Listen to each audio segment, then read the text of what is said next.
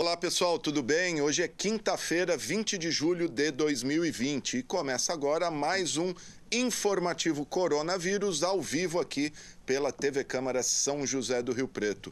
Lembrando que você pode e deve participar aqui com a gente, enviando sua sugestão, sua crítica, sua opinião para o nosso WhatsApp. Anote aí, nosso número é o 991637905 e temos também o nosso telefone fixo 3214-7766. Nós estamos ao vivo também pelas redes sociais da Câmara Municipal, estamos lá no Facebook, no YouTube, entra lá, deixa o seu joinha, curta a nossa página, toca o sininho no YouTube que você vai ser notificado sempre que um novo programa estiver no ar. E estamos ao vivo também pelo nosso site, o www.riopreto.sp.leg.br. Além de acompanhar a nossa programação em tempo real, 24 horas, você ainda fica por dentro de todos os projetos em tramitação aqui na Câmara Municipal de São José do Rio Preto. Bom, vamos aí às atualizações dos casos de coronavírus em Rio Preto,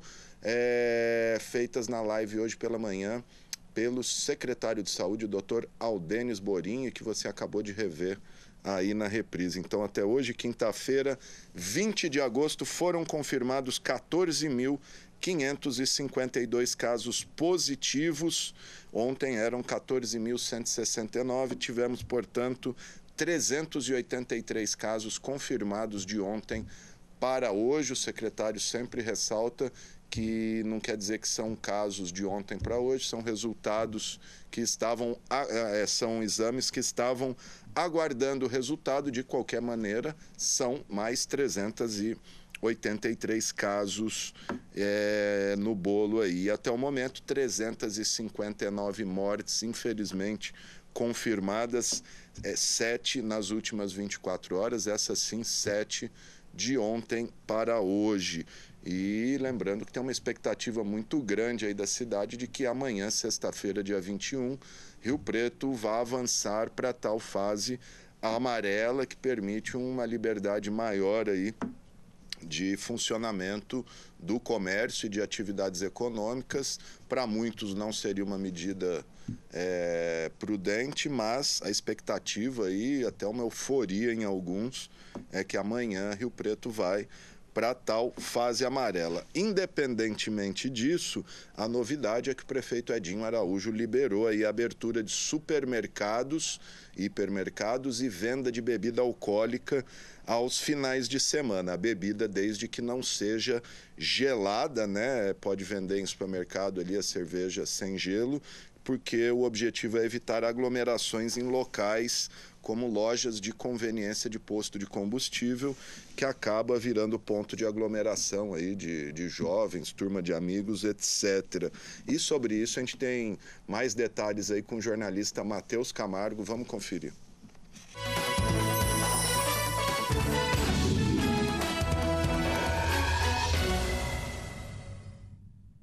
A Prefeitura de Rio Preto liberou a abertura dos supermercados e hipermercados da cidade aos sábados e domingos. A decisão do prefeito Edinho Araújo usou como base a deliberação do Comitê de Enfrentamento ao Coronavírus e da Procuradoria-Geral do município. A medida foi tomada com base nos números apresentados pela Secretaria Municipal de Saúde, que mostram queda de novos casos confirmados de coronavírus no município. Todos os protocolos sanitários devem ser obedecidos, como o uso de máscaras, disponibilização de álcool gel, aferição da temperatura e distanciamento social. Não serão permitidos acompanhantes nas compras, apenas uma pessoa por família. Outra medida anunciada pelo Comitê Gestor é a permissão de venda de bebidas alcoólicas não refrigeradas nos horários em que estava em vigor a lei seca.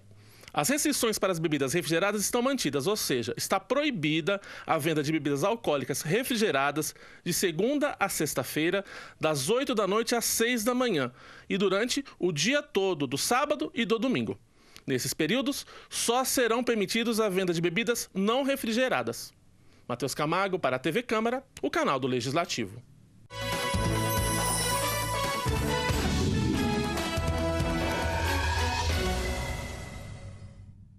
Tá aí, gente. Outra novidade, como disse o Matheus aí, é permitido então a entrada apenas de uma pessoa em supermercado, se estiver acompanhado ali. Agora, como vão saber que você está acompanhado, né? Só ficar um atrás do outro ali e falar enfim. Bom, a gente tem o prefeito Edinho Araújo falando sobre isso também. Vamos conferir o que disse o prefeito Edinho Araújo num vídeo enviado aí por sua assessoria. Após reunião com o Comitê Gestor do Coronavírus e com a Procuradoria-Geral do município, decidi autorizar o funcionamento dos super e hipermercados a partir deste final de semana, independente da avaliação que o governo de São Paulo fará na próxima sexta-feira. Amanhã, na live das 10h30, a Vigilância Sanitária vai fornecer detalhes com relação a esta autorização que acabo de tomar. Tá, então a fala do prefeito Edinho Araújo, lembrando que eu tenho pedido entrevista aqui com o prefeito para ele falar da situação de Rio Preto no meio dessa pandemia, assim que o prefeito quiser. O espaço está à disposição. E vamos passar um resumo aqui do mundo, né? Em todo o planeta, 22.427.000 infectados, 788.000 mortes. E Estados Unidos segue sendo o país com o maior número de contaminados, 5.541.000, e também o maior número de mortes, 173.000 vítimas. No Brasil, seguimos aí também números assustadores, né? 3.460.000 infectados com mais de 111.000 mortes. É número de guerra. Tá aí, então. E como a gente tem falado aí ao longo de toda essa semana, hoje a gente completa 54 dias de estiagem brava aí, calorão, falta de chuva. A gente mostrou ontem aqui o vertedouro da represa secando, né? O SEMAI, sempre que o vertedouro seca, o SEMAI entra em estado de alerta, diminui um pouco a captação de água da represa e aumenta a captação nos poços profundos, principalmente os do aquífero Guarani. Tá aí, então, e segundo o boletim diário aí do professor José Mário de Andrade, hoje Rio Preto teve aí pico de 26 graus, temperatura média, umidade relativa do ar de 29%, ventos de 23 quilômetros por hora, 3 vezes mais que a média, 76 microgramas de material particulado grosso no ar, 4 vezes mais que o recomendado pela Organização Mundial da Saúde. Aí muita poluição, muita poeira no ar, por isso a gente precisa da chuva para dar uma melhorada na qualidade do ar, do tempo e do ar que a gente respira. Aí segue o professor aqui, os ventos fortes estão ressupedendo as poeiras e as fuligens das queimadas. Além disso, o risco de propagação de incêndios descontrolados é substancial, então até por isso evitar pôr fogo, mesmo que for no matinho ali, queimar umas folhas, porque tudo isso vai colaborando para piora na qualidade do ar. Além de ser crime, você pode ser multado. Segue o professor, a velocidade alta dos ventos se deve à aproximação das frentes frias, as quais, segundo os meteorologistas, não deverão provocar chuvas. A expectativa é que vai fazer bastante frio a partir de hoje, a previsão era hoje, né? Mas espera-se aí para o fim de semana, mas sem chuva, no máximo uma chuvinha bem de leve aí, e que já ajuda um pouquinho, mas não resolve o problema. Tá certo? Tá aí então, gente. Bom, vamos mudar de assunto, falar de um assunto bacana aqui, falar de coisa boa, porque um professor de Rio Preto ganhou um prêmio nacional por pacificar uma turma problemática por meio de filosofia, sociologia, música e poema. É o Vladimir Miguel Rodrigues, o Vlad, que venceu o prêmio Leão de Ouro, categoria Professor Coração de Leão 2020 do Colégio Anglo, concorrendo aí com professores e colégios Anglo do país todo. E o Vlad está aqui comigo no Skype para falar um pouquinho desse prêmio e falar um pouquinho também de outros temas aí, educação, como é que está a situação das escolas atualmente, mas o Vlad vai falar com a gente aqui. Vlad, tudo certo? Me ouve legal aí? Estou ouvindo, Alexandre. Boa tarde. Tá me ouvindo bem aí? Tá me vendo, beleza? Perfeitamente. Obrigado, viu, Vlad, por atender a gente. Bom, vamos começar a falar desse prêmio bacana aí que você ganhou, um prêmio nacional, concorrendo com os colégios anglo aí de todo o país, e o prêmio veio para Rio Preto. Fala pra gente desse projeto, o que você fez para ganhar esse prêmio, Vlad? Poxa, Alexandre, eu quero agradecer aí pela tua pauta, tá? Por ouvir aí essa é uma pauta importante na educação para a própria cidade. Tá? Agradeço pela oportunidade. Poxa, meu amigo, olha, era uma ideia que eu já tinha, digamos assim, há algum tempo, já pensava na possibilidade desse trabalho, já havia feito ele em outras ocasiões, mas eu acho que nesse ano ele acabou tendo um algo a mais. Eu tinha percebido que desde o começo do ano, e esse trabalho aconteceu no ano passado, nós tínhamos uma sala que tinha uma série de problemas, não só em relação à convivência entre os alunos. Você imagina, né, adolescentes de 15, 16 anos, uma turma interessada muitas das vezes em outras coisas, deixando a educação em segundo plano. E se a gente não tomar um certo cuidado nessa idade, com 15, 16 anos, a gente pode ter um prejuízo muito grande na vida como um todo, né? Eu me refiro à questão de escolhas, o contato com drogas. E eu percebi que havia ali uma turma que tinha alguns problemas de preconceitos, uma galera que pensava muito em briga, em conflito um com o outro. E eu tinha percebido que essa galera gostava muito de música. Você tem uma filha aí no final de adolescência, você sabe o quanto que essa turma gosta de música. Talvez o teu filho também goste já bastante de ouvir algum tipo de som. E a tendência era que a galera ouvia sempre o quê? Funk, rap. Só que eles tinham uma visão desses dois gêneros, Alexandre, que era uma visão muito restrita. Que é aquela visão de, o funk, professor, isso é funk, só fala de sexualidade, tal. O rap é música de bandido. E aí eu comecei a tentar mostrar para eles, imagina que essa aula era à tarde, era nesse horário, aliás, na quinta-feira à tarde. Então a galera já tinha tido aula o dia inteiro e eu chegava lá para dar uma aula de filosofia e sociologia, falar de Platão, de Aristóteles, de Maquiavel. Você imagina como era uma dificuldade. E eu comecei a mostrar para eles o seguinte, falei, olha galera, vocês não conhecem a origem desses movimentos, tá? Funk, rap, enquanto um elemento aí do hip hop, tá? Eles são muito mais do que isso. E comecei a mostrar para eles a origem desses movimentos dentro do movimento negro lá nos Estados Unidos, como uma forma de resistência às questões do racismo norte-americano.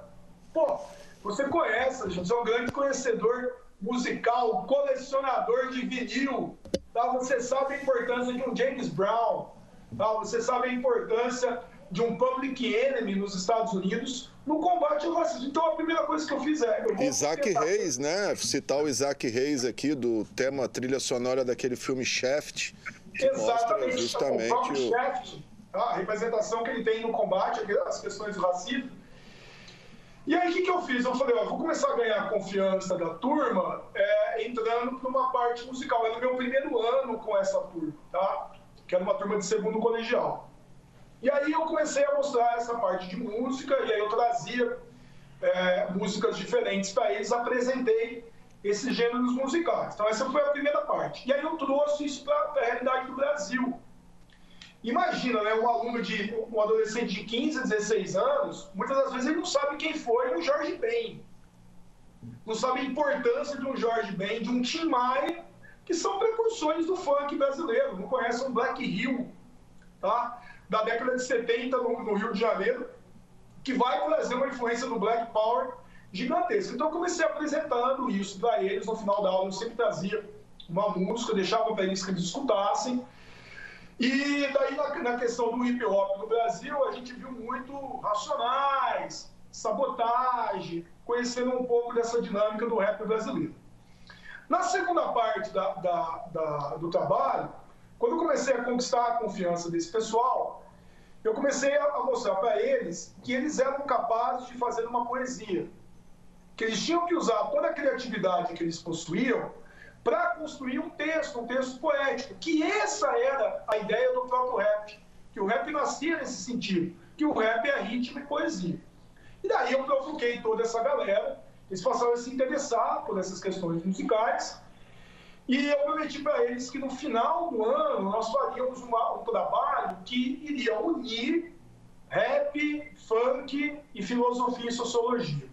E para isso eu chamei um amigo meu, que é um dos grandes artistas aqui de Rio Preto, e eu digo para você que no estado como um todo, que é o Pedro Improvisador, que é um MC, é um arte educador, um dos grandes nomes do hip hop aqui da nossa região. E eu chamei o Pedro é muito conhecido pelo improviso, e falei, Pedrão, você vai fazer comigo uma aula junto com eles, que vai ser uma oficina de poesia. Então o que a gente fez? Depois que nós vimos a matéria, o conteúdo programático de filosofia e sociologia, isso incluía Maquiavel, Hobbes, Locke, Rousseau, Gilberto Freire. Então, depois que eles viram Casagrande Senzala, Sérgio Buarque de Holanda, Raiz do Brasil, tá? Questão da cultura e da sociologia brasileiras, eu falei assim, eu vou dividir a sala em 5 turmas, tá? E aí você imagina, depois quem tiver interesse no meu canal do YouTube, eu gravei... eu tenho uma surpresa aqui para você. Vou deixar você terminar de falar. Nós vamos ouvir uma das músicas aí. Cara, pô, vai ter gente aí que vai ficar... A galera falou, não, pelo amor de Deus, não mostra as minhas músicas. E aí, o que aconteceu? A gente dividiu, eu juntei as 2 salas. Então, para depois quem tiver interesse, tinha 50 alunos, mais ou menos. E aí eu trouxe o Pedro e eu falei assim, olha, o Pedro vai fazer com a gente uma oficina de rap. O Pedro contou a história dele, como que ele entrou no rap e tal. E a gente vai construir um rap juntos. Vamos fazer uma poesia juntos. Com qual conteúdo? Com o conteúdo da matéria de filosofia e sociologia. Tá? E aí, no caso, a última matéria que a gente tinha visto tinha sido Escola de Frankfurt, Alexandre. Imagina, falar de razão instrumental, de obra de arte na era da reprodutibilidade técnica. E, cara, se você assistir os vídeos, assim, é fantástico, porque cada grupo fazia um verso. Então, aí o primeiro grupo foi lá, fez um verso, o segundo fazia um outro e tinha que fazer de maneira rimando. Vamos ouvir uma música, então, Vlad? Rapidinho, eu vou pedir para o Flávio soltar aí. Eu acho que não tem imagem, né, Vlad? É só música. Não, é só áudio. Vamos conferir, então, pessoal? Vamos, o Flávio vai soltar aí. Agora vamos para o trabalho de filosofia. Como Hobbes já dizia, no contrato social, os indivíduos abrem mão de alguns direitos e também das liberdades do Estado natural. Agora vem o Locke, pai do liberalismo, que suas ideias vão contra o absolutismo. E para terminar, criticando a civilização, vem o Rousseau com muita emoção. E agora, para terminar, vamos para a sociologia. A cultura brasileira é muito miscigenada, pois já foi muito explorada. A diversidade cultural tem muitas tradições, e dentro delas, costume, culinária e muitas religiões. Já a contracultura é um movimento libertário de contestação que está fora do padrão. Tá aí, gente. Que bacana. Acho que é o rap da filosofia, é isso, Vlad? Isso. Tem vários lá. Quem quiser entrar, entra ali no canal do Vlad. Acho que é teu nome, né, Vlad? Vladimir. Vladimir Miguel Rodrigues, está no YouTube. Maravilha. E aí pacificou a turma, todos se entenderam, igual aqueles filmes que a gente vê do professor que chega, pega aquela escola violenta lá e transforma tudo. Não chegou a ser nesse nível, né? Que infelizmente é uma realidade do Brasil, né? É uma realidade de grande parte das escolas. Só que eu percebi o seguinte, essa turma agora está no 3º colegial, né? Embora a gente esteja no ensino remoto, o impacto foi muito positivo. Eu percebi, porque a gente chegou a ter 2 meses de aula antes da pandemia. E eu percebi que o comportamento tinha sido foi muito modificado. Tá? A galera percebeu que era possível utilizar por meio da arte o aprendizado e mais. Eu percebia muitos comportamentos preconceituosos, principalmente de questões de preconceito racial e preconceito contra orientação sexual. Eu percebi que houve uma melhora significativa, esse tipo de assunto, esse tipo de comportamento na sala, ele sumiu. Então, só para terminar, depois que eles fizeram, a gente construiu essa rima na sala, e dá para você ver aí no meu canal do YouTube, cada um fez uma rima em casa. E aí, naturalmente, eu dei uma nota para isso, para que servisse também de um estímulo a eles. E aí eles fizeram um trabalho genial, né? Rap da filosofia, rap da sociologia, rap do Maquiavel, rap do contrato social. Então, de fato, foi algo muito criativo e que me deixou muito feliz pelo impacto que houve dos alunos. Muito bom, Vlad. Com quantos professores você concorreu? A gente tem ângulo no país inteiro, né? Olha, Alexandre, foram com 900 escolas pelo Brasil. Então, é uma concorrência que envolve aí milhares de professores, porque a escola pode fazer... vários projetos, né? Vários projetos, desde a educação infantil, ou seja, desde crianças até professores de cursinho, de ensino médio e cursinho. Então, o sistema é muito bom, você conhece isso, talvez você tenha até estudado esse sistema, um sistema que tem aí já dezenas de anos, e as escolas da capital, da grande São Paulo, elas são escolas tradicionais muito fortes. E nós temos também outras em outros estados, Minas, tá? Paraná. Então, eu fiquei muito feliz pela conquista, que de fato aí me estimula a encontrar estratégias para essa produção de conhecimento, que é tão importante, né, Alexandre? Principalmente para adolescente. Eu acho que isso é fundamental. Eu até queria abordar com você, porque a gente está falando de um colégio aí, de um nível econômico, se não alto, de uma classe média para cima, um colégio particular, o Anglo. E se numa escola dessa, num nível desse, você já encontrou dificuldade, eu fico imaginando o que os professores encontram nas mais diversas escolas de periferia, escolas públicas. Quer dizer, deve ser complicado mesmo, mas mostra que o trabalho, que o conhecimento é mesmo uma janela aí para a civilização, né, Vlad? No sentido de conscientizar. Às vezes a pessoa é de tal jeito, mas porque ela nem conhece uma nova realidade, né? Acho que o conhecimento muda a pessoa. Eu concordo com você. Inclusive, Alexandre, eu me coloco à disposição aqui, se eventualmente algum professor ou alguma professora da rede municipal ou da rede estadual tem interesse em desenvolver esse projeto, eu me coloco à disposição em auxiliar, tá? Porque o que a gente tem que fazer, acima de tudo, é utilizar esse conhecimento para que essa educação ela seja positiva, ela agregue em todos os locais. E transformadora, né? Que ela seja transformadora de realidades, né? Exato, ela transforma a realidade. Então, eu fico à disposição aí, quem tiver interesse, professores de demais escolas, se tiverem interesse em realizar esse projeto, o projeto está pronto, é só você colocar ele em prática. Então, pode entrar em contato comigo aí pelas redes sociais, pelo Instagram, pelo meu próprio canal do YouTube, tá? Que eu fico à disposição para auxiliar. O que a gente tem que fazer é isso, unir o nosso conhecimento para que a gente possa transformar a realidade. E a realidade ela é muito mais dura, infinitamente mais difícil nas periferias desse país, nas periferias de Rio Preto. Tá? Então, se esse projeto, se você, educador e educadora, achar que esse projeto ele pode agregar na tua escola, você que é diretor, diretora de escola, coordenador, coordenadora pedagógica, pode entrar em contato comigo, que eu faço questão de auxiliar. Legal, Vlad. Quero ver você disputando o educador mundial lá, que o Brasil sempre tem um professor finalista, pega os 10 da Fundação Bill Gates lá. Quero ver você lá, hein, esse ano. Quem sabe? Não custa sonhar, né, Alexandre? Não, lógico que não. Ô, Vlad, mudando um pouquinho, eu sei que a gente está com o tempo aqui meio... O Vlad tem compromisso daqui a pouquinho.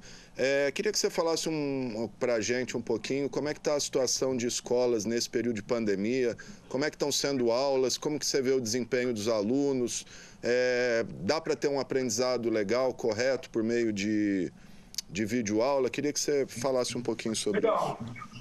Olha, Alexandre, a gente está nessa realidade há 5 meses, né? A gente parou, hoje é dia 20, 6 meses já, né? De março até agora, né? 6 meses. 6 meses. E o que eu tenho para te dizer dentro dessa realidade? Eu tenho trabalhado remoto durante todo esse tempo. De maneira resumida, tá? O bom aluno, ele tem toda a condição de ter acesso ao conhecimento de maneira muito semelhante que ele estivesse na sala de aula.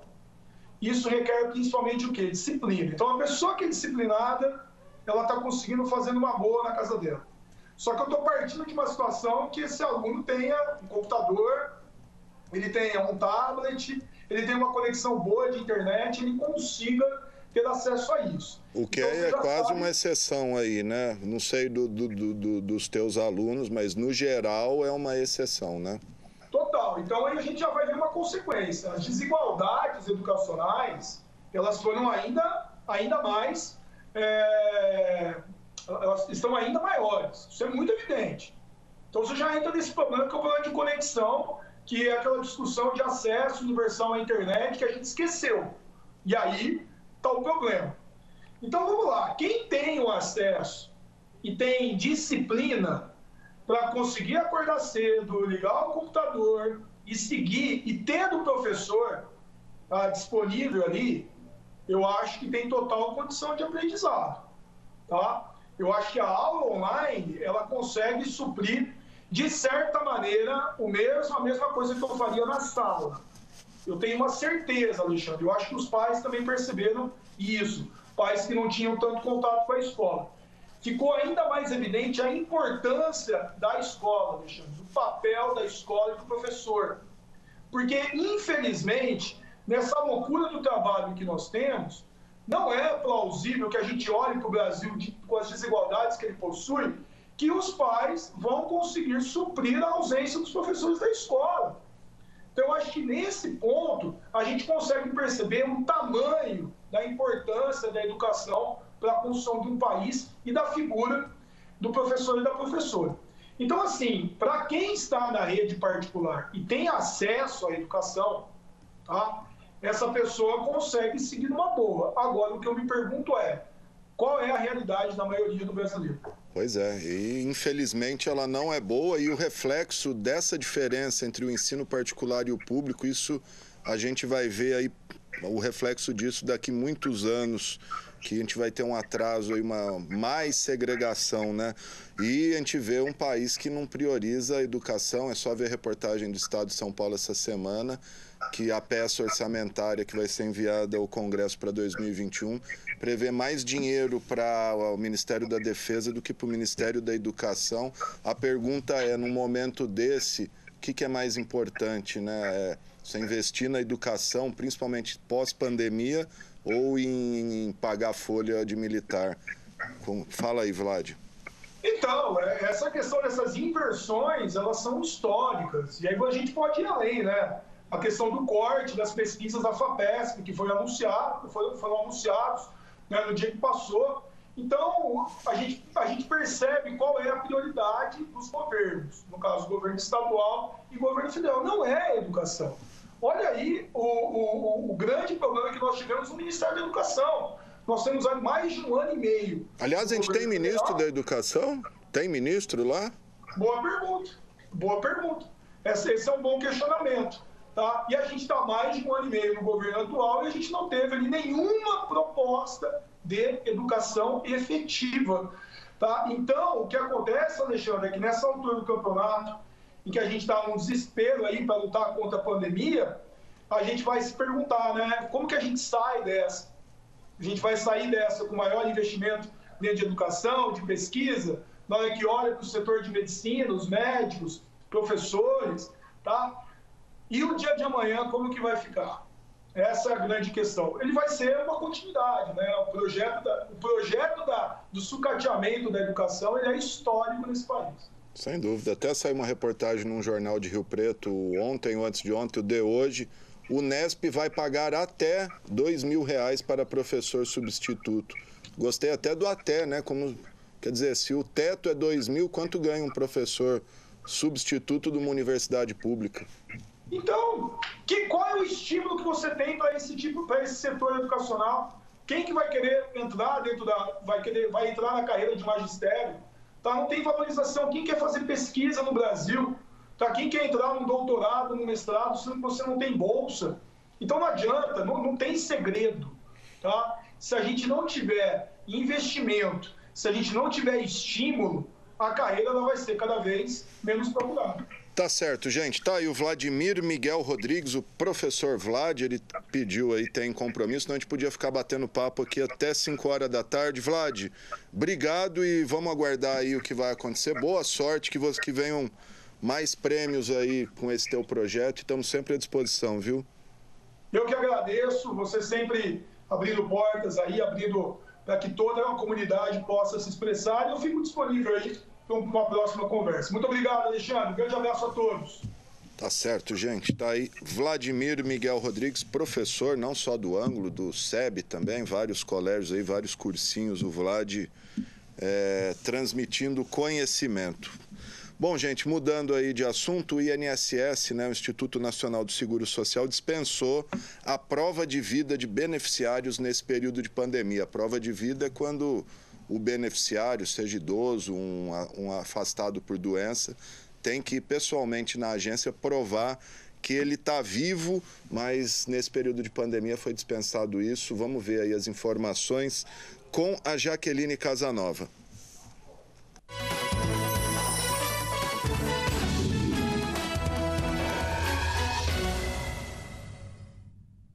Olá, o INSS inicia um novo serviço para permitir que o usuário faça a prova de vida com o próprio celular. É um novo serviço por causa da pandemia do Covid-19. As agências estão fechadas, então isso vai permitir que a pessoa faça a prova de vida e assim não tenha o benefício cancelado.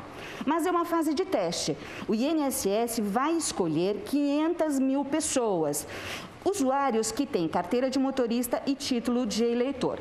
E vai entrar em contato com essas pessoas para explicar o procedimento. Serão utilizados 2 aplicativos, o Meu INSS e o Governo Digital. A pessoa vai colocar as informações, vai responder perguntas e o aplicativo vai tirar foto das pessoas fazendo a prova de vida. O detalhe é que o INSS, o governo, alerta para que as pessoas não caiam em golpes. O endereço oficial do INSS do ICMS é o número 280-41.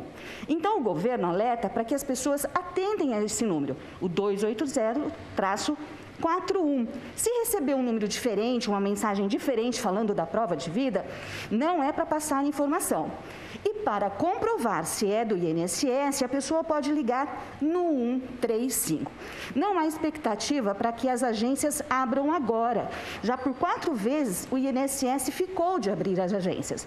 Mas a expectativa é que em setembro. Enquanto isso, o INSS vai fazer esse teste da prova de vida para que os usuários não tenham o benefício cancelado.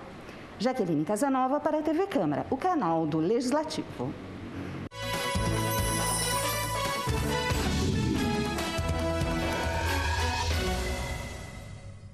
Tá, então, gente, eu até estava vendo um vídeo do INSS, o reconhecimento vai ser pelo celular, você vai apontar ali para o teu rosto, ele vai reconhecer e aí você prova que está vivo, tá certo?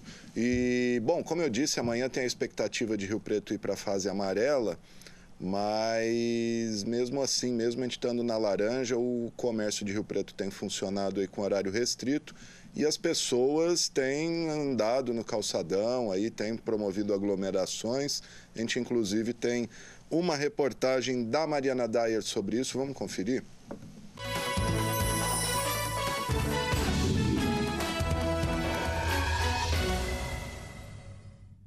É possível observar o movimento de pessoas no calçadão de Rio Preto desde cedo, antes mesmo da abertura das lojas. Além dos trabalhadores do comércio, clientes de todas as idades aguardam para fazer compras e pagar as contas. São José do Rio Preto é um dos municípios com menor índice de isolamento do estado de São Paulo, com 41% nesta semana. Mesmo no pico da pandemia, grande parte dos riopretenses mantém sua rotina. Está voltando ao normal, né? Parece que está querendo voltar. Precisa, né? O país precisa andar, né? Rio Preto precisa andar, né? Muitas lojas fechadas, isso aí atrapalha muito, né? A economia cai e aí a gente acaba pagando o preço de qualquer forma. É confiar em Deus e... Apesar de precisar sair de casa para os serviços que consideram essenciais, muitos ainda têm cautela.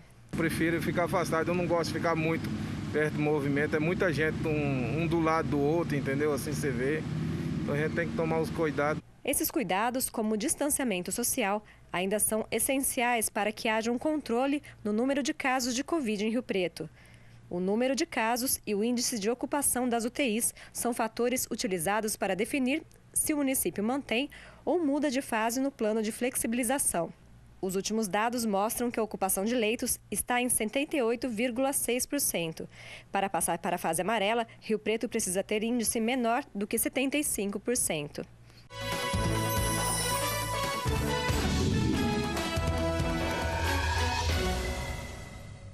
Bom, tá aí, gente. Independentemente do que vai acontecer amanhã, se a gente vai para o vermelho, se vai para o amarelo, se a gente fica no laranja, o fato é que vigora uma quarentena, estamos em pandemia, então mesmo abrindo mais coisa ou não, a recomendação é ficar em casa, aguardar aí novas orientações das autoridades sanitárias, porque o vírus segue circulando e enquanto não tiver uma vacina, eu imagino que a gente não vai retomar aquela boa e velha normalidade.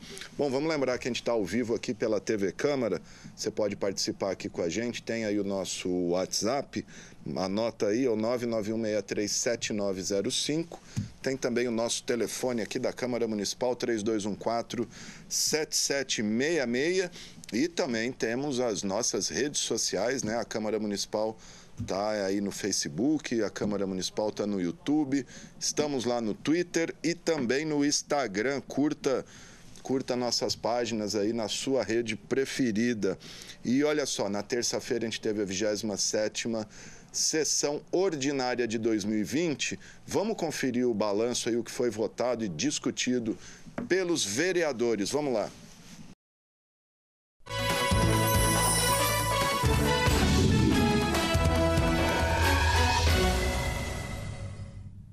Os vereadores aprovaram 8 projetos durante a 27ª sessão ordinária de 2020 na Câmara de São José do Rio Preto.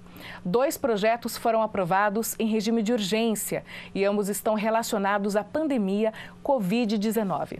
Do presidente do Legislativo, o vereador Paulo Paulera, a proposta reconhece como essenciais as atividades dos escritórios de contabilidade e advocacia em tempos de crises provocadas por moléstias contagiosas ou catástrofes naturais. Aprovado também o projeto do vereador José Carlos Marinho, para que beneficiários do programa Auxílio Atleta possam exercer atividades online devido à suspensão dos treinamentos e aulas presenciais nos núcleos esportivos. As atividades serão realizadas pelos beneficiários cadastrados na Secretaria Municipal de Esportes por meio de aplicativos e de redes sociais. Em segunda discussão, 2 projetos do Executivo tiveram votação positiva no Legislativo, o que permite notificar contribuinte por meio de suporte físico ou digital de decisão ou ato administrativo do Poder Público. E também a criação do Fundo de Desenvolvimento Econômico para viabilizar e gerir os recursos dos programas, projetos e ações de fomento e de apoio ao desenvolvimento econômico sustentável no município. Outro projeto do Executivo aprovado, quanto à legalidade, revoga o programa Cultura para Todos em função da existência do programa municipal Nelson Seixas de Fomento Cultural. Segundo a Prefeitura, esse projeto tem maior abrangência e amplitude. A propositura para proibir a distribuição de animais como brindes em sorteios ou promoções de eventos públicos e privados foi aprovado com emenda. Em segunda discussão, a proposta da vereadora Cláudia de Júli institui sanções penais e administrativas, como suspensão do alvará de funcionamento e multa, em caso de infração cometida por pessoa física, organização social ou empresa. A medida não atinge feiras e campanhas de adoção de animais que podem ser realizadas de acordo com as normas vigentes. Foi aprovada ainda a legalidade do projeto proposto pelo vereador Anderson Branco, que proíbe o uso de radar móvel, estático e portátil no município. Os vereadores também concordaram em reduzir em 10 dias o recesso legislativo. Essa proposta é do vereador Celso Luiz de Oliveira, o Peixão. Ainda durante a sessão, o Legislativo decidiu manter veto do Executivo ao projeto do vereador Renato Pupo de Paula, que autoriza o município a firmar convênio com associações sem fins lucrativos para instituir o serviço SAMU veterinário. Ainda durante a 27ª sessão ordinária, foram lidos em plenário 6 projetos de lei. 2 do vereador Anderson Branco, um do vereador Pedro Roberto Gomes, um do vereador Celso Luiz de Oliveira Peixão e um do presidente da Casa, Paulo Paulera. Essas propostas agora seguem o trâmite da Casa de Leis e devem voltar em breve para serem votadas em plenário. Quanto aos requerimentos à votação, foram 2 de Anderson Branco, 5 de Celso Peixão, 3 do coronel Jean Charles Serbeto, 1 de Jorge Menezes, 2 de Marco Rilo, 3 do presidente Paulo Paulera, 3 de Pedro Roberto Gomes e 4 de Renato Pupo. Sobre os requerimentos ao Executivo, foram 3, 1 de Celso Peixão, 1 de Jorge Menezes e 1 de Pedro Roberto Gomes.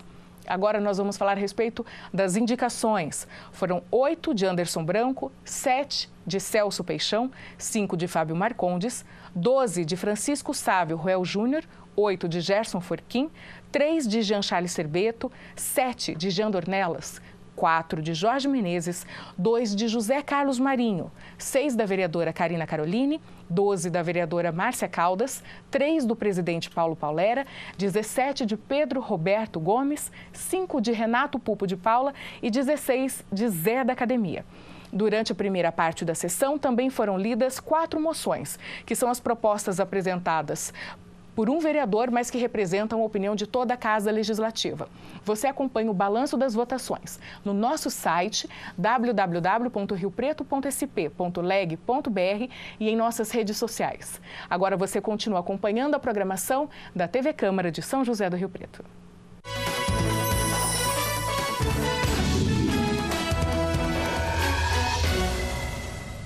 Legal, gente. Tá aí, então, o balanço da 27ª sessão ordinária. Lembrando que terça-feira que vem tem mais sessão, 28ª sessão ordinária de 2020.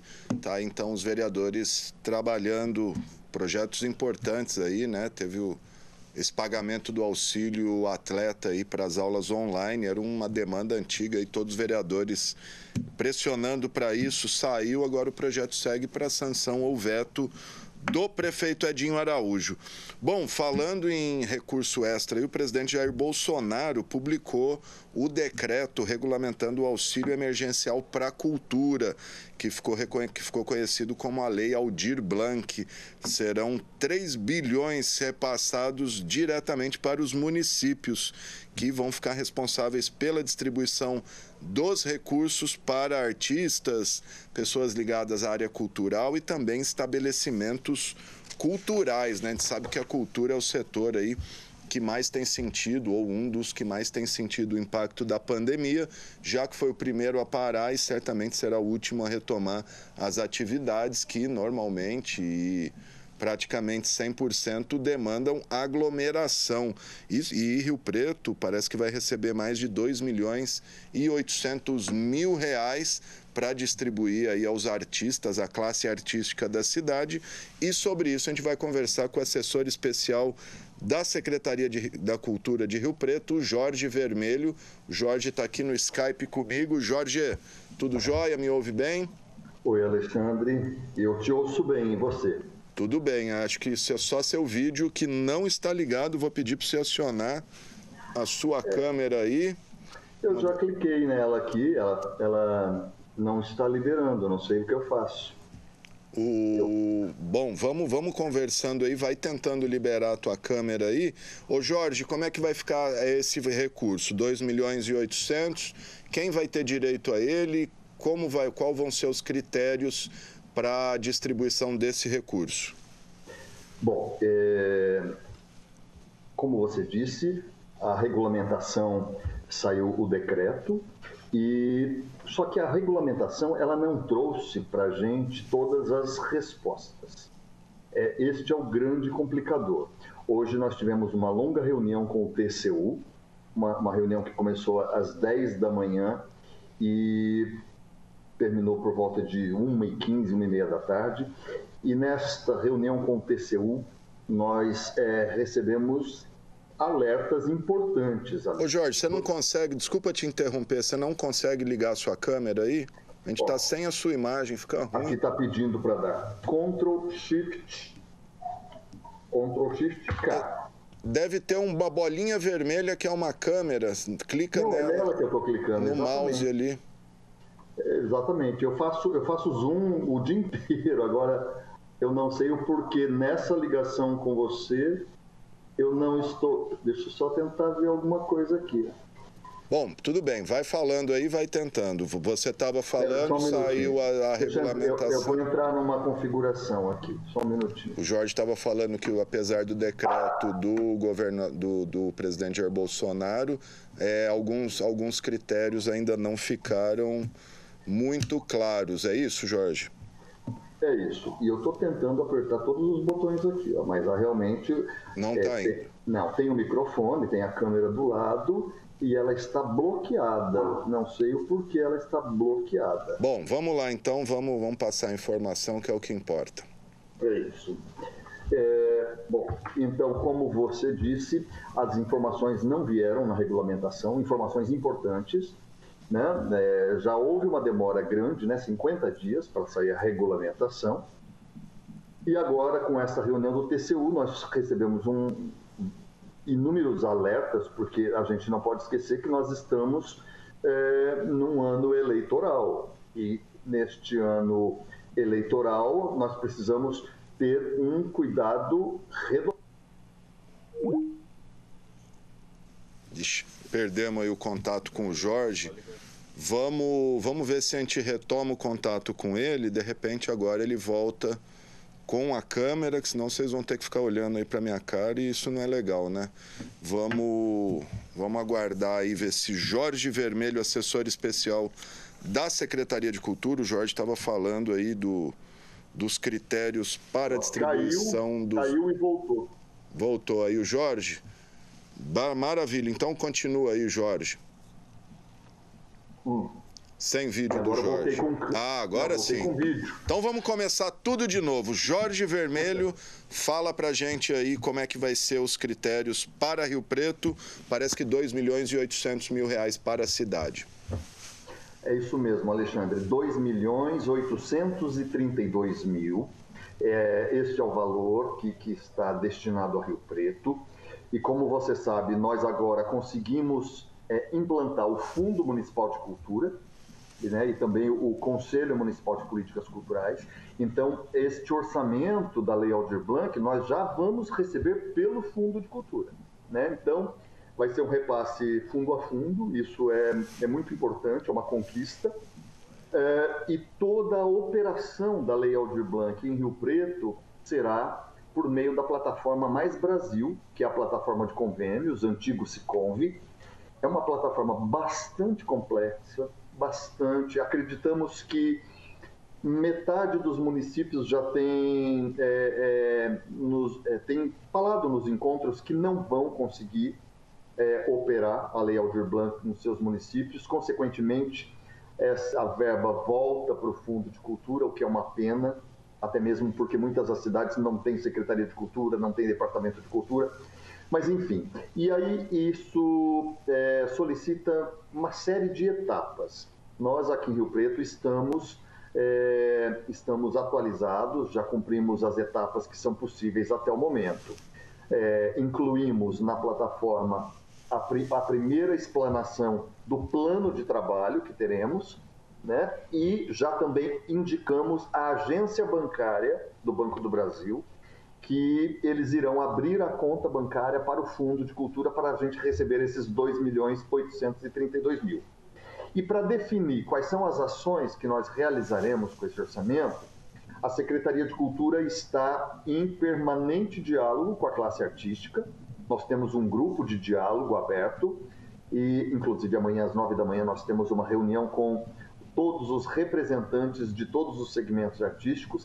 Essas reuniões, elas acontecem nesse grupo desde final de março, para você ter ideia. São muitas reuniões e essa construção está acontecendo com a participação efetiva da sociedade civil. Então, os representantes de todos esses segmentos estão participando ativamente com a gente e esperamos, nesta reunião de amanhã, fechar o nosso plano de trabalho, porque precisamos inseri-lo na plataforma Mais Brasil. Porém, o que veio na regulamentação federal agora, Alexandre, é uma novidade que nenhuma cidade esperava, que é a obrigatoriedade do município fazer uma regulamentação local. Então, nós estamos iniciando também a escrita, né, a composição desse texto, que vai ser o decreto municipal, porque nós temos que apontar neste decreto municipal questões que não foram apontadas na regulamentação federal. Então, coisas muito importantes. Tipo? Os critérios, por exemplo, né? Os critérios de atendimento aos espaços artísticos e culturais independentes de Rio Preto. São muitos trabalhadores da área da cultura que estão parados desde o dia 15 de março, né? Com certeza, essa frase todo mundo já ouviu, Alexandre, realmente foi o setor que primeiro parou, né? E não parou porque quis, ele foi obrigado a parar, né? Por uma determinação, e ele é o setor que também voltará por último, não resta dúvida. Por último, somente ele vai voltar na sua totalidade somente quando tudo estiver liberado. Sim. Né? Então você imagina o impacto desse setor no Brasil, que é responsável por 3% do PIB brasileiro. O impacto na economia da cultura é gigantesco.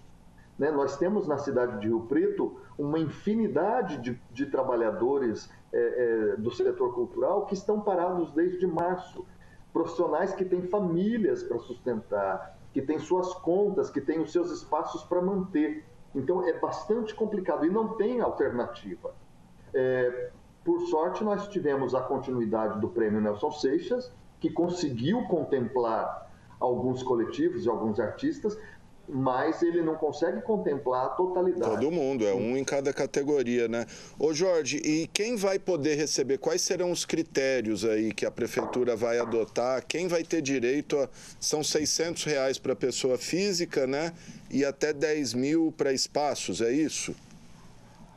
Nós temos que entender, Alexandre, a lei nos 3 incisos que ela foi criada.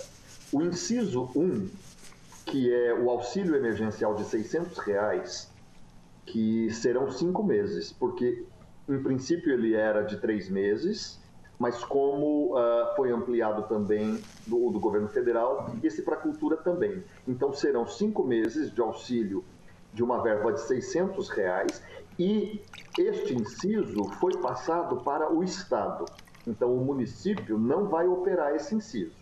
O Estado de São Paulo é que vai fazer o cadastramento dos trabalhadores da cultura, trabalhadores que ainda não foram beneficiados com aquele auxílio que o governo lançou. Pois é, até o que eu ia te perguntar, vamos matar isso então. Quem recebeu o auxílio emergencial está fora do Aldir Blanc. Não pode porque será feito um cruzamento de dados pelo banco da DataPrev. Inclusive, a DataPrev vai disponibilizar para Rio Preto a consulta. Nós faremos consulta de cada CPF que se inscrever e de cada CNPJ. Faremos o cruzamento para que a gente não tenha sombreamento de beneficiários, né? Não pode acontecer isso.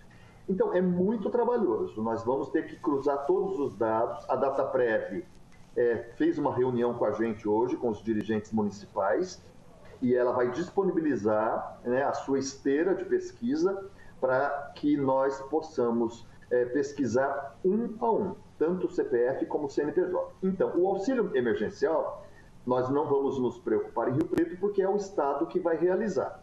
Então, o Estado vai abrir um cadastro, as pessoas vão se cadastrar e vão receber. Aí tem os critérios. Ele não pode ter já recebido o auxílio emergencial de 600 e ele não pode ter ganho mais do que R$28 mil em 2018. Então, tem esses critérios. 18 ou 19? 2018, que ele fez o imposto de renda dele em 2019. A referência é essa. Então, esse é o critério. Nós vamos trabalhar em Rio Preto com o inciso 2 e o inciso 3. O inciso 2 é o apoio aos espaços de cultura, espaços independentes. Não pode espaço público, nem espaços ligados ao Sistema S. Então, espaços públicos ligados a SESC, SENAC, SESI, SENAI, esses não podem receber o auxílio, porque eles são mantidos por essas instituições. Mas nós precisamos entender, Alexandre, a amplitude do que é um território artístico e do que é um território cultural. Porque muita gente pode entender que é somente aquela sede de um coletivo, aquele teatro. Não, é muito amplo. As livrarias poderão receber auxílio, os sebos, cineclubes, centros culturais, os espaços de manifestações populares. Então, um grupo de folia de reis, ele é um espaço artístico. Uma escola de samba é um território cultural. Então, um centro cultural de candomblé, uma casa de matriz africana, ela é um território cultural. Então, é bastante ampla a área que vai ser contemplada nesse sentido. Porém, esses espaços, no cadastramento, vão ter que fazer uma autodeclaração comprovando que os seus espaços estão paralisados, impedidos de trabalhar, e ele vai ter que provar, vai ter que configurar uma atividade. Ou seja, não basta ele falar que é um espaço cultural e que está parado. Vai ter que ter material comprobatório de que nos últimos 2 anos ele realizava atividades culturais. Porque senão todo mundo vai querer se inscrever para o benefício. E é justo isso, porque é verba pública, precisa ser trabalhada com bastante critério, e o critério é trabalho realizado nos últimos 2 anos e com forma de comprovação. A forma de comprovação, ela vai se dar de várias formas.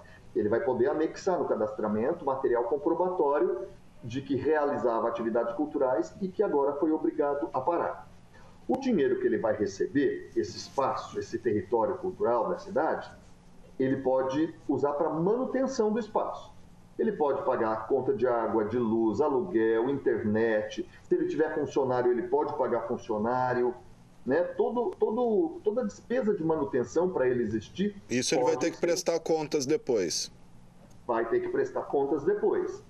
A gente não imaginava que ele teria que prestar contas apresentando recibos ou notas fiscais. Hoje, o TCU, na reunião de manhã, definiu que ele vai ter que apresentar as comprovações por documento fiscal, né?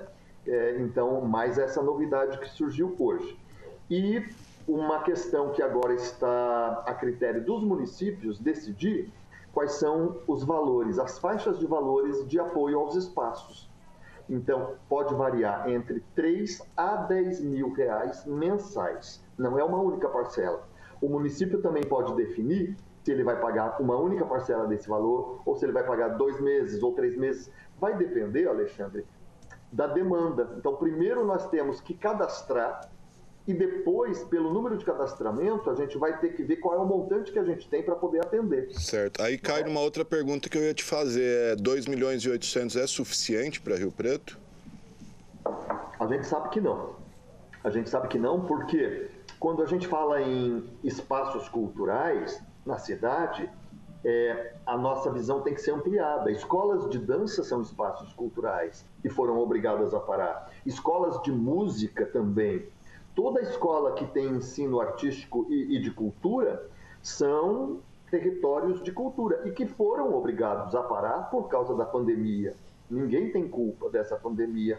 Então, são territórios e que precisam ser reconhecidos como espaços de arte e cultura da cidade e que movimentam a economia criativa da cidade, pagam seus impostos, geram impostos também. Então, quando a gente fala 2.800.000 para se usar nesse pequeno período, pode parecer um grande volume. Mas se a gente pensar o tanto de território artístico e cultural que nós temos na cidade com trabalhadores parados, talvez não seja suficiente. Ô Jorge, pessoal, por exemplo, vou dar um exemplo, bares que tem shows musicais, esse tipo de coisa. O músico entra no critério. E o bar que oferece esse tipo de atrativo, entraria também como um espaço cultural? Não. O bar não, porque ele tem outra configuração. Porém, a atração artística que se apresenta ali, sim. Então, a gente falou do inciso 2, né? Tem uma questão para ser entendida e que foi... existia uma dúvida, Alexandre, se os espaços obrigatoriamente teriam que ter CNPJ. E na regulamentação foi liberado isso, então pode ser representado por uma pessoa física.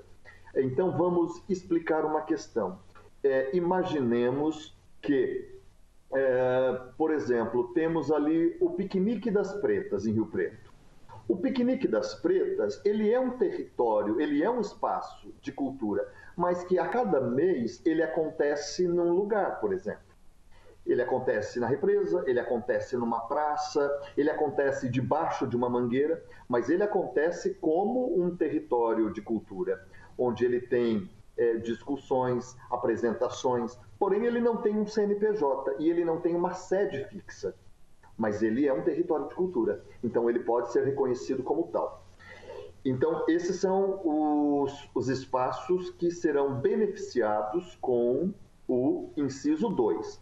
E o inciso 3, que nós também vamos operar, são os editais e, uma novidade, aquisição de ativos. Os editais nós estamos também desenvolvendo, junto com a classe artística, quais os modelos de editais.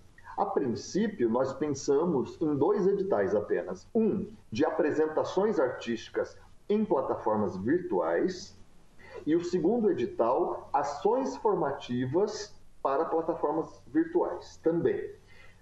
Desta forma, a gente descomplicaria um pouco. Ao invés de lançar 10, 15 editais, a gente lança um para apresentação artística e outro para ação formativa, que acaba contemplando todas as áreas, todo mundo. Aí, aquele músico que não se apresenta, ele pode ser contemplado com esse edital. Até mesmo os técnicos, né? A gente recebe... Como é?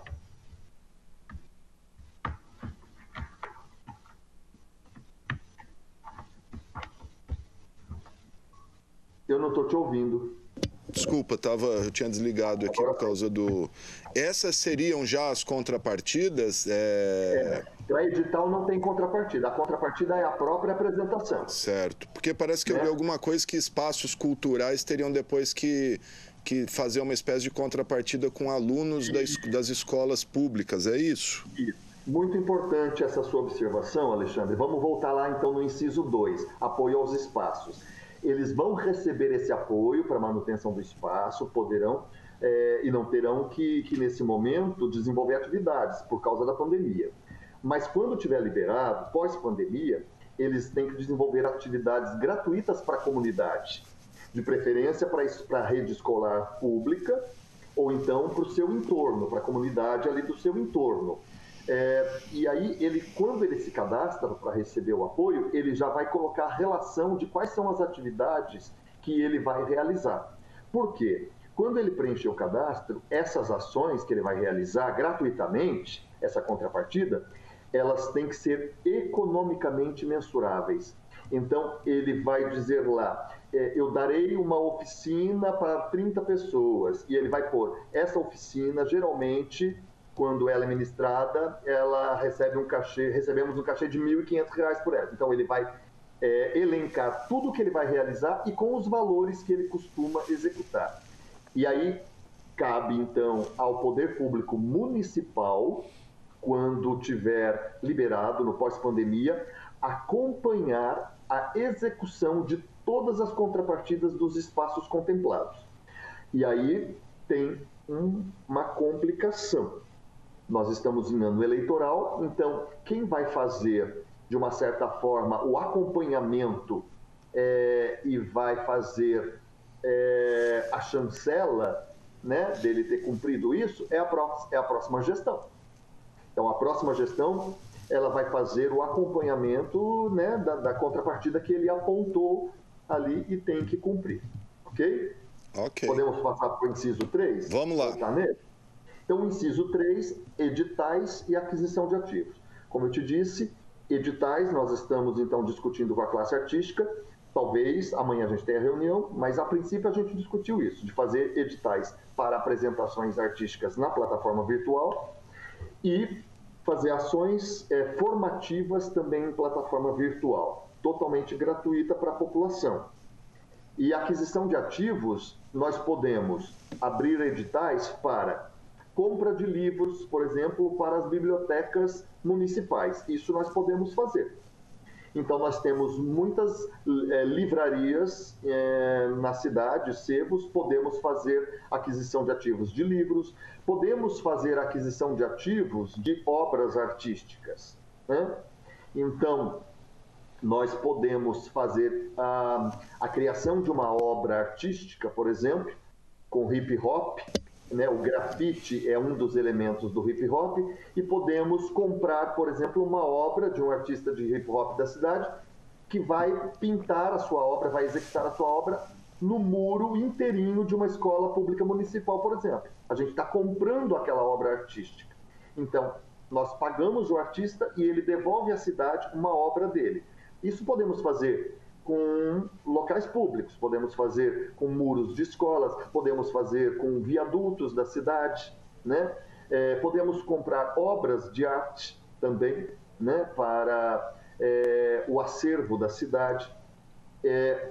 Então, nós temos essas duas questões no inciso 3, os editais e aquisição de ativos.